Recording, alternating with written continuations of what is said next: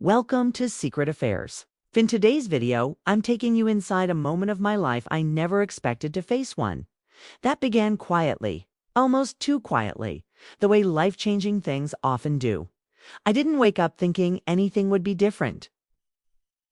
I didn't feel a warning in the air, no shift in gravity, no sign that the next 24 hours would change the way I understood myself. It was an ordinary morning full of ordinary thoughts, and yet something inside me felt distant, as though a part of me had slipped just out of reach. Ryan noticed it before I did. He always noticed things about me. I tried to hide even the things I didn't know I was hiding. That morning, he looked at me the way someone watches a fragile object they're afraid to touch. I brushed it off, told him I was fine, told him I was just tired. But the truth was heavier.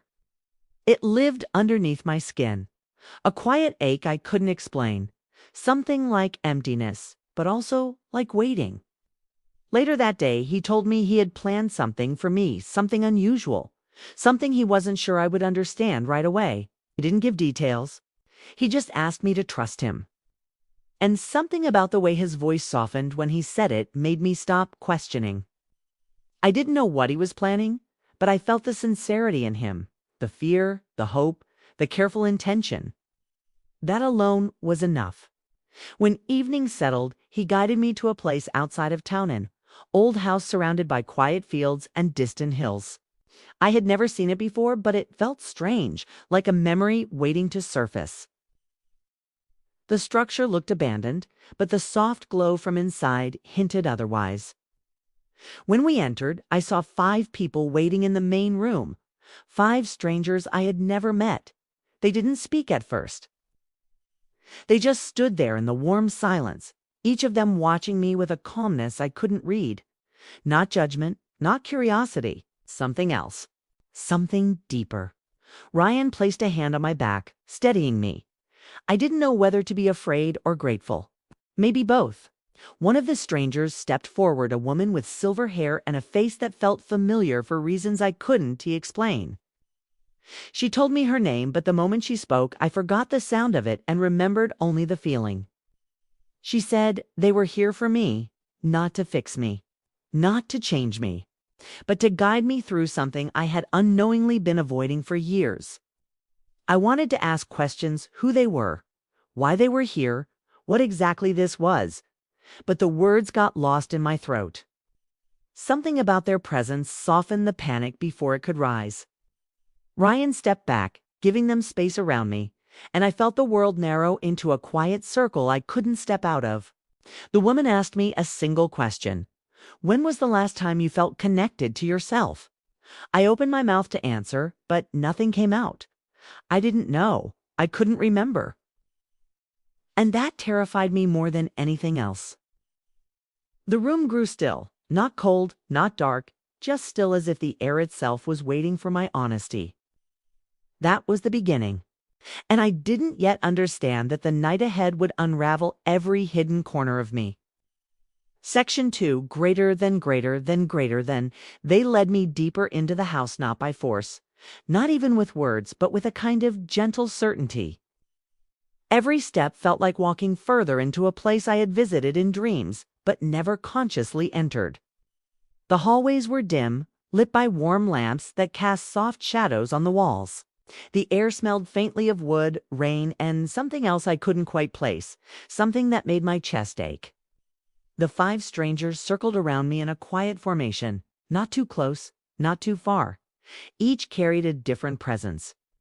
One moved with the silence of someone who listens for a living. Another carried the weight of understanding in his eyes. The silver-haired woman stayed in front, as though she were guiding me somewhere I had subconsciously agreed to go. We entered a room filled with cushions, glowing candles, and tall windows that revealed the night sky stretching endlessly above us. There was nothing mystical about it, nothing supernatural. Just an atmosphere that made it impossible to hide from yourself. The woman invited me to sit. The others positioned themselves around the space, not as observers, not as instructors, but as companions in whatever was about to unfold. She asked me to breathe, not deeply, not dramatically, just naturally. Simple, human, honest breath, something I hadn't paid attention to in years.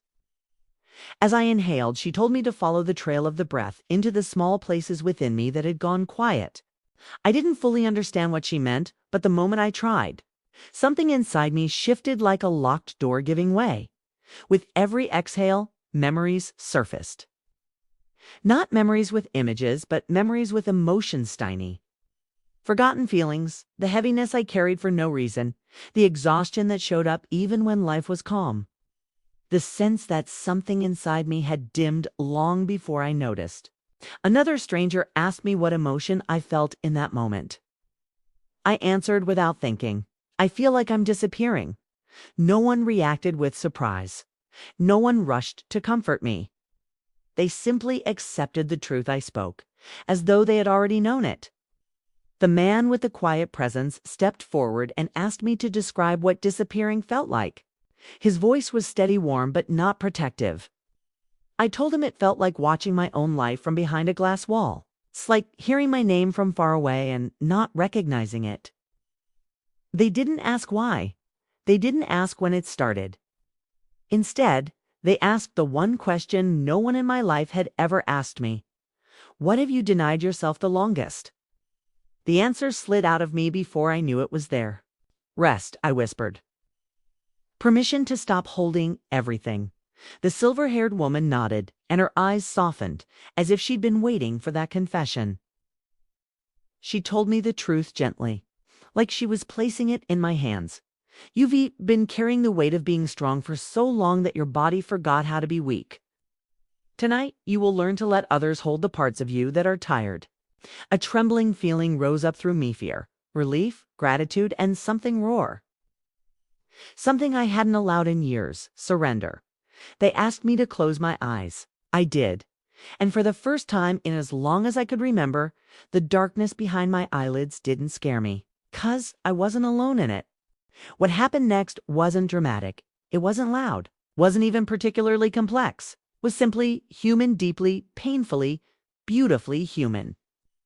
They guided me through moments I had avoided for most of my adult life. Moments of honesty. Moments of vulnerability. Moments where silence held more truth than words ever could. Each stranger contributed something different. One spoke softly of emotional patterns I hadn't recognized in myself. Another helped me explore the guilt I carried over things I never did wrong. Another taught me how to sit with emotions I normally ran from. At some point, the silver-haired woman placed a hand near my shoulder, not touching. Just close enough for me to feel the warmth of another human being offering support without taking over. She asked me a question that settled deep into the quietest part of my chest. Can you allow yourself to be held, even when you're not broken? The answer surprised me. No, I said. I don't know how. She smiled, not with pity, but with understanding, and said, then this is where we begin. The five of them formed a circle around me, not enclosing me, not trapping me, just existing with me. For minutes that felt like hours, no one spoke. They let the silence do the work, okay? They let it reveal the places inside me that were aching for attention. And in that silence, something inside me cracked open, not painfully, not violently, just naturally, like thawing ice. Tears came, slow and warm, surprising me with their gentleness. Not from sadness, not from fear, but from the realization that I had spent years surviving when life had been quietly asking me to live. When the tears stopped, the man with the steady voice told me something I will never forget. Healing Eyes NT about fixing what's broken.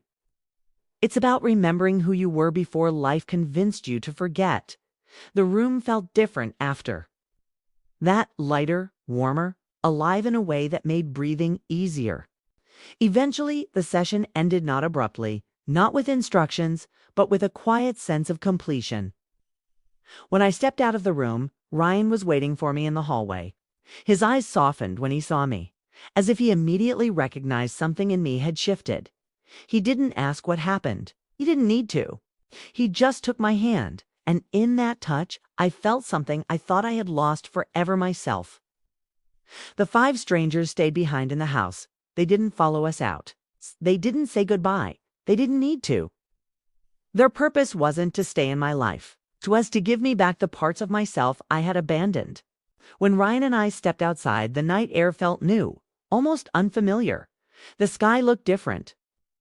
The world felt different. Or maybe I was different. Maybe this was what it felt like not to be fixed, not to be saved, but simply to come home to yourself. And that night, for the first time in a very long time, I did.